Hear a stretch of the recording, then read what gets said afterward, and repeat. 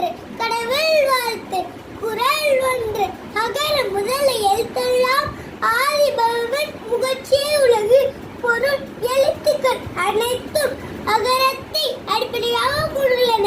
அதுபோல் உலகம் இறைவனை அடிப்படையாக கொண்டுள்ளது. குறள் 2 கற்றதனால் பயனன்கொள் வாளறிவன் நட்டால்